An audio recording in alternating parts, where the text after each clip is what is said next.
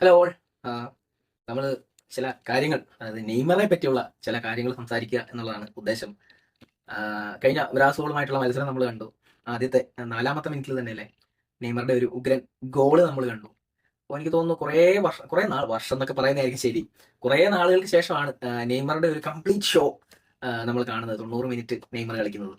അപ്പോൾ ഭയങ്കര സന്തോഷമുണ്ട്. ആസ് എ നെയ്മർ ഫാൻ ഭയങ്കര ഹാപ്പിയാണ് അതിൽ. 90 മിനിറ്റും നെയ്മർ ഗ്രൗണ്ടിലുണ്ടായിരുന്നു എന്നുള്ളത് നമ്മൾ ഭയങ്കരമായിട്ട് ആഗ്രഹിച്ചിരുന്ന ഒരു സാധനമാണ്. നെയ്മറുടെ കളി കാണണമല്ലോ, കാരണം ഇങ്ങനെ പരിക്ക് കഴിഞ്ഞൊന്ന് ഇറങ്ങണ്ടേ. അപ്പോൾ ബ്രാസീലുമായിട്ടുള്ള ആ മത്സരം ശരിക്കും പറഞ്ഞാൽ എന്താ പെർഫോമൻസ്. ആള് ഓരോ പരിക്ക് കഴിഞ്ഞ് വരുമ്പോഴും ആളുടെ പെർഫോമൻസ് എന്ന് പറയുന്നതിന് ഒരു ഒരു ഒരു പ്രശ്നവും ഇല്ല എന്നുള്ളതാണ്. എങ്ങനെയാണോ പുള്ളി ലാസ്റ്റ് മാച്ച് കളിച്ചിട്ട് പോയത് അതേപടി തന്നെ ഇത്രയും സമയം, ഇത്രയും ഒരു പരിക്ക് പരിപാടി കഴിഞ്ഞിട്ട് വരുമ്പോൾ പിന്നെ അതേ പെർഫോമൻസ് തന്നെ കാഴ്ചവെക്കുന്നു എന്നുള്ളതാണ് നെയ്മറെ സംബന്ധിച്ച് ഏറ്റവും വലിയൊരു പ്രത്യേകത.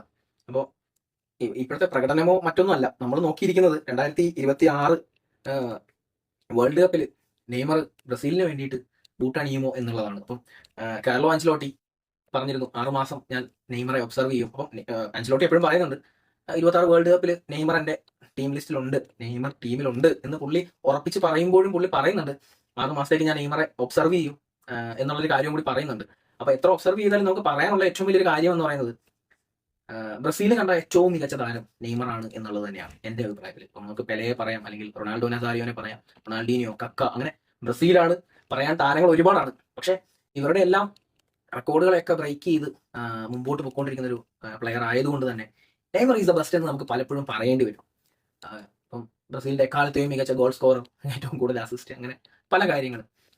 അപ്പോൾ നെയ്മർ എന്ന് പറയുന്നത് ഒരു ഒരു നെയ്മറായി തുടരുക എന്ന് പറയുന്നത് ഒരു ചെറിയ കാര്യമല്ല എന്നുള്ളതാണ് ഒരു സത്യം. ഇപ്പോൾ പല പ്ലേയേഴ്സും വന്നിട്ടുണ്ട്. ഇപ്പം ചില പ്ലേയേഴ്സ് ഉണ്ട് ഈ ബ്രസീലിന്റെ കുപ്പായത്തിൽ അവർ അത്ര ഓക്കെ അല്ല. കാരണം ബ്രസീലിന്റെ കുപ്പായത്തിന്റെ വെയിറ്റ് നമ്മൾ പല വീഡിയോസിലും പറഞ്ഞിട്ടുണ്ട്. ഞാൻ മാത്രമല്ല, പല ഫുട്ബോൾ ചാനലുകളിലും ഞാൻ പലപ്പോഴും പറഞ്ഞു കേട്ടിട്ടുണ്ട്. ബ്രസീലിന്റെ കുപ്പായത്തിന്റെ വെയിറ്റ് അത് വേറെ തന്നെയാണ്.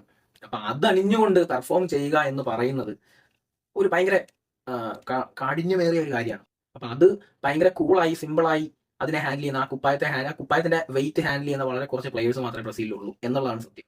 ഇപ്പൊ ഈ പറയുന്ന വിനീഷ്യസ് ആയിക്കോട്ടെ, റോഡ്രിഗോ ആയിക്കോട്ടെ, ഇവരൊക്കെ റയൽ മാഡ്രിഡിലൊക്കെ ഭയങ്കര പെർഫോമൻസ് ആണ്. ഇപ്പൊ നമ്മുടെ ആന്റണി ആയിക്കോട്ടെ, ആന്റണിയൊക്കെ റയൽ ബെറ്റിസിൽ ഭയങ്കര മികച്ച പ്രകടനം നടത്തുന്നുണ്ട്. പക്ഷെ ഇവരൊക്കെ ബ്രസീലിന്റെ ജേഴ്സിയിലേക്ക് വരുമ്പോഴത്തേക്ക് ഇവർക്ക് എന്തുകൊണ്ട് പെർഫോം ചെയ്യാൻ പറ്റുന്നില്ല എന്നുള്ളതാണ് അതിന്റെ ആൻസർ എന്ന് പറയുന്നത്. ഇത്രേ ഉള്ളൂ, ആ കുപ്പായത്തിന്റെ വെയിറ്റ് ആണ്, ആ കുപ്പായത്തിന്റെ പ്രഷറാണ്. ബ്രസീൽ എന്ന് പറയുന്ന ആ ഒരു ടീമിന്റെ ബാഡ്ജിൽ കളിക്കുമ്പോൾ അതിന്റെ പ്രഷർ മറ്റൊന്ന് തന്നെയാണ് എന്നുള്ളതാണ്. അപ്പൊ ആ പ്രഷറിനെ ഹാൻഡിൽ ചെയ്യാൻ കഴിയുന്ന, അല്ലെങ്കിൽ അതിനെ കൂളായി സിമ്പിളായി കളിക്കാൻ കഴിയുന്ന പ്ലേയേഴ്സ് ആണ് ശരിക്കും ബ്രസീലിന്റെ സ്ക്വാഡിൽ വേണ്ടത്. അതിപ്പോ 2002 സ്ക്വാഡൊക്കെ എടുത്ത് നോക്കിയാൽ അങ്ങനെയുള്ള സ്ക്വാഡായിരുന്നു അത്. അത്രയും കൂളായി കളിക്കുന്ന മനുഷ്യന്മാരായിരുന്നു അവര്. അപ്പോൾ അതൊക്കെ ഇങ്ങോട്ട് കഴിഞ്ഞ് പിന്നീട് അത്രയും കൂളായി കളിക്കുന്ന ഒരു സ്ക്വാഡ് ഉണ്ടോ എന്ന് ചോദിച്ചു കഴിഞ്ഞാൽ ഇല്ല എന്ന് തന്നെ പറയേണ്ടി വരും. ശരിക്കും ബ്രസീലിന് എപ്പോഴും ഭയങ്കര സ്ക്വാഡാണ്. ബ്രസീലിന് നമ്മൾ കളിയാക്കി A team, B team, C team, D team എന്നൊക്കെ പറയുമ്പോഴും അത്രയും പ്ലേയേഴ്സ് അവിടെ ഉണ്ട്, ടാലന്റുകളുണ്ട്. പക്ഷെ ഈ ജേഴ്സിയുടെ വെയിറ്റ് താങ്ങി പിടിച്ച് ആ പ്രഷർ വെച്ചുകൊണ്ട് കൂളായി കളിക്കാൻ കഴിയുന്ന പ്ലേയേഴ്സ് വരണം. അതാണ് ബ്രസീലിന് വേണ്ടത്. ഇപ്പോ അങ്ങനെ നമ്മൾ ഇപ്പോ കണ്ടേക്കുന്ന ഒരു പ്ലെയറാണ് എസ്തവോ, ബ്രസീലിന്റെ എസ്തവോ, എന്താ പറയാ, ചെൽസിയുടെ എസ്തവോ. അപ്പോൾ ഈ എസ്തവോയെ പോലെയുള്ള പ്ലേയേഴ്സ് ആണ് നമുക്ക് വേണ്ടത്. ഇപ്പോൾ വിനീഷ്യസിനേക്കാളും അല്ലെങ്കിൽ ഈ റോഡ്രിഗോനേക്കാളും ഒക്കെ വളരെ കുറച്ച് മത്സരങ്ങൾ മാത്രമേ എസ്തവോ ബ്രസീലിന് വേണ്ടിയിട്ട് കളിച്ചിട്ടുള്ളൂ. പക്ഷെ അവരെക്കാളും മികച്ച പ്രകടനം, അവരെക്കാളും മികച്ച റെക്കോർഡുകൾ, അവരെക്കാളും മികച്ച രീതിയിൽ എസ്തവോ കളിക്കുന്നുണ്ട് എന്നുള്ളതാണ് സത്യം.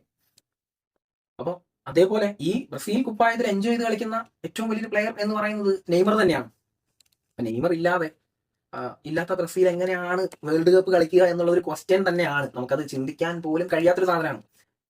പക്ഷെ നെയ്മറുടെ പരിക്കുകൾ നെയ്മറെ കൊണ്ടുവരാൻ അനുവദിക്കുന്നില്ല. അപ്പൊ ആൻസലോട്ടിയെ സംബന്ധിച്ച് നമുക്കറിയാം, ആൻസലോട്ടി ഫിറ്റ് ആയിട്ടുള്ള പ്ലേയേഴ്സിനെ നോക്കുന്ന ആളുകൾ, ഒരു മാനേജറാണ്. അപ്പൊ ആള് നെയ്മർ ഒന്ന് ഫിറ്റായി വന്നിരുന്നെങ്കിൽ എന്ന് പുള്ളി പോലും ആഗ്രഹിക്കുന്നുണ്ട്. അപ്പൊ നെയ്മറുടെ ഫിറ്റ്നസിനെ പുള്ളി ചെക്ക് ചെയ്യുന്നുണ്ട്. അപ്പൊ നെയ്മർ എന്തായാലും 2026 വേൾഡ് കപ്പിൽ പരിക്കും കാര്യങ്ങളൊന്നും ഇല്ലെങ്കിൽ എന്തായാലും ഉണ്ടാവും എന്ന് വിശ്വസിക്കുന്ന ഒരു വ്യക്തി തന്നെയാണ് ഞാൻ. അപ്പം കഴിഞ്ഞ ദിവസത്തെ മത്സരം, ബ്രസീലിയൻ സീരിയലുണ്ടായിരുന്ന മത്സരം കണ്ടപ്പോൾ ഞാൻ ആഗ്രഹിച്ച ഏറ്റവും വലിയ കാര്യം ഈ നെയ്മർ കൂടി ഈ ഇപ്പോഴത്തെ ബ്രസീൽ സ്ക്വാഡിൽ ഉണ്ടായിരുന്നെങ്കിൽ ഉണ്ടാക്കാൻ പറ്റുന്ന ഇമ്പാക്ട് വേറെ തന്നെയാണ് എന്നുള്ളതാണ്.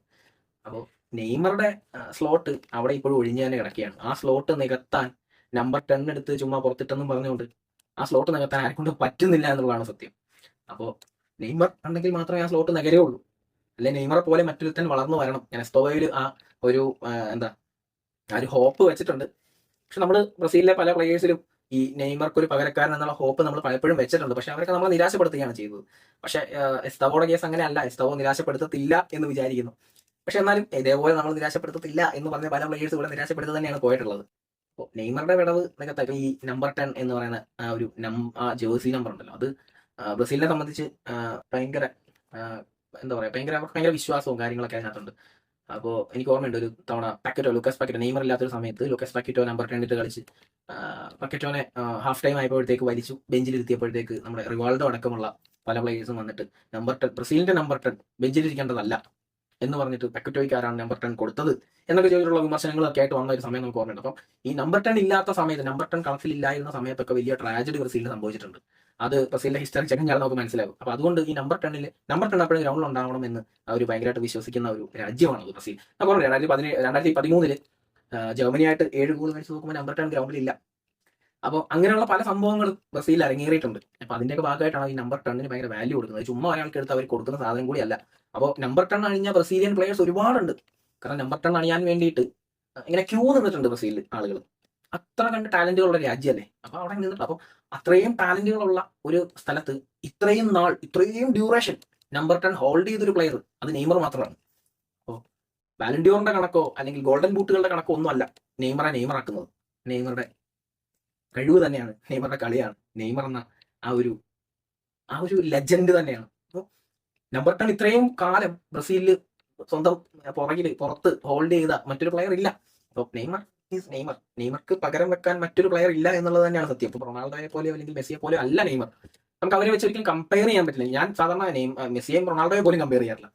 അപ്പോൾ രണ്ടുപേരും രണ്ട് ശൈലിയിൽ കളിക്കുന്ന പ്ലേയേഴ്സ് ആണ്. അതേപോലെ തന്നെയാണ് നെയ്മറുടെ കേസ് എടുത്താലും. ഇപ്പോൾ ഇത്രയും പരിക്കുകളും കാര്യങ്ങളും ഇല്ലായിരുന്നുവെങ്കിൽ, അല്ലെങ്കിൽ പരിക്കുകൾ വേട്ടയാടി ഇല്ലായിരുന്നുവെങ്കിൽ ഇവരെ പോലെ ഗ്രേറ്റസ്റ്റ് ഓഫ് ഓൾ ടൈം എന്നറിയപ്പെടേണ്ട ഒരു താരമാണ് ഈ നെയ്മർ എന്ന് പറയുന്നത്. എന്നിട്ട് ഇപ്പം എനിക്ക് തോന്നുന്നു മെസ്സിയും റൊണാൾഡോയും തമ്മിൽ ഏകദേശം 5ഉം 7ഉം ബാലൻഡിയോർസ് അവർ ഷെയർ ചെയ്തിരിക്കുന്നു. അപ്പോൾ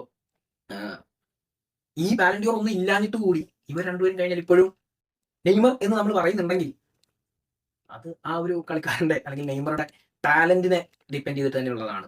അപ്പോൾ ആ ഒരു ടാലന്റ് നമ്മൾ 2026 വേൾഡ് കപ്പിൽ പ്രതീക്ഷിക്കുന്നു. ഇപ്പോൾ തന്നെ നെയ്മർ ഭയങ്കര ഭാഗ്യം കേട്ടൊരു പ്ലെയർ ആണ്. ഇപ്പൊ തന്നെ നടക്കാൻ പോകുന്ന അടുത്ത സീരിയ മത്സരത്തിൽ നെയ്മർ ഉണ്ടാവില്ല എന്നുള്ള ന്യൂസൊക്കെ പുറത്തേക്ക് വരുന്നുണ്ട്. കാരണം ആൾക്കെന്തോ കാലിന്റെ മുട്ടിനെന്തോ ഇഞ്ചുറി ഉണ്ട് എന്ന് പറയുന്നുണ്ട്. അപ്പോൾ എപ്പോഴും പുള്ളിയുടെ ശരീരം പുള്ളിയെ കളിക്കാൻ അനുവദിക്കുന്നില്ല എന്നുള്ളൊരു കാര്യം കൂടിയുണ്ട്. അപ്പോൾ ഇതിൽ നിന്നൊക്കെ നെയ്മറുടെ ഏറ്റവും വലിയൊരു പോസിറ്റീവ് സംഭവമാണ് ഇത്രയും പരിക്കുകൾ വന്നിട്ടും പുള്ളി വീണ്ടും അതിനെ ഓവർകം ചെയ്ത് വരുന്നു എന്നുള്ളത് ഒരു പോസിറ്റീവ് പരിപാടിയാണ്. എന്തായാലും നമുക്ക് കാത്തിരിക്കാം. 2026 വേൾഡ് കപ്പ് റൊണാൾഡോ അടിക്കണം എന്ന് ആഗ്രഹിക്കുന്ന പലരും ഉണ്ട്. എന്നാൽ അതേപോലെ തന്നെ നെയ്മർ അടിക്കണം എന്ന് ആഗ്രഹിക്കുന്ന ആളുകളുണ്ട്. എന്നാൽ മെസ്സി അടിച്ചാൽ അതൊരു ബോണസ് എന്ന് വിചാരിക്കുന്ന ആളുകളുണ്ട്. അപ്പൊ എന്തായാലും നെയ്മറുടെ ഒരു തിരിച്ചുവരവിനായിട്ട് വെയിറ്റ് ചെയ്യാണ് ഫുട്ബോൾ ലോകം മുഴുവൻ. അപ്പൊ നമുക്ക് നോക്കാം നെയ്മർ വരുമോ ഇല്ലയോ. കാർലോ അൻചെലോട്ടി ആഗ്രഹിക്കുന്ന രീതിയിലേക്ക് നെയ്മർ ജൂനിയർ തിരികെ എത്തുകയാണെങ്കിൽ എന്തായാലും ബ്രസീലിന്റെ ടീമിൽ ഉണ്ടാവും. പക്ഷെ ആളുടെ പെർഫോമൻസ് ബേസ് കഴിഞ്ഞ മത്സരം വെച്ച് നോക്കുകയാണെങ്കിൽ ആൾ എന്തായാലും ടീമിൽ ഉണ്ടാവണം. ടീമിൽ ഉണ്ടെങ്കിൽ ഇതൊന്നും ആയിരിക്കില്ല, ഇമ്പാക്ട് വേറെ ലെവലായിരിക്കും. പറയാനൊരു കാര്യം വിട്ടുപോയി, നെയ്മറുടെ ത്രൂ ബോളുകൾ പഴയതിനേക്കാളും, നമ്മളെപ്പോഴും പറഞ്ഞ നെയ്മറുടെ ത്രൂ ബോളുകൾ പഴയതിനേക്കാളും ഡേഞ്ചറസ് ആണ്. സാന്റോസിലെ ഒരു കേസ് എടുത്തു കഴിഞ്ഞാൽ എനിക്ക് പലപ്പോഴും തോന്നിയിട്ടുണ്ട് നെയ്മറുമായിട്ട് ഒത്തിണങ്ങി പോകാൻ പറ്റുന്ന പ്ലേയേഴ്സ് സാന്റോസിൽ ഇല്ല എന്നുള്ളതാണ് എൻ്റെ അഭിപ്രായം. കാരണം നെയ്മർ എപ്പോൾ എവിടെ എങ്ങനെ ബോൾ വെക്കും, എന്ത് ചെയ്യും എന്നുള്ളത് പ്രെഡിക്റ്റ് ചെയ്യാൻ കഴിയാത്ത കുറച്ച് പ്ലേയേഴ്സ് ആണ് ബാക്കിയുള്ളവരെല്ലാം എന്നുള്ളതാണ് എൻ്റെ ഒരു അഭിപ്രായം.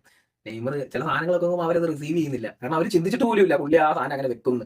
അവർക്ക് വിശ്വസിക്കാൻ കഴിയാത്ത രീതിയിലായിരിക്കും പുള്ളി ആ ബോൾ ഇടുന്നത്. അപ്പോൾ അവരെയും കുറ്റം പറഞ്ഞിട്ട് കാര്യമില്ല. തരും, നമുക്ക് കാത്തിരിക്കാം നെയ്മർ തിരിച്ചു വരുമോ ഇല്ലയോ എന്നുള്ളത് നമുക്ക് കാത്തിരിക്കാം. Thank you.